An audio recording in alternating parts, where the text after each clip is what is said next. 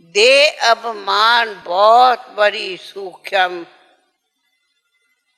તે સૂક્ષ્મ સબ્જેક્ટ કહો અથવા પુરુષાર્થ देह अपमान अनेक प्रकारों में नीचे लाता खींचता, इसलिए देही अपमानी बनो और निरअहंकारी बनो, निराकारी बनो, निर्विकारी बनो। ये तीनों महामंत्र अगर रोज याद करो पढ़ो तब ही देह अभिमानी बन सकते हो।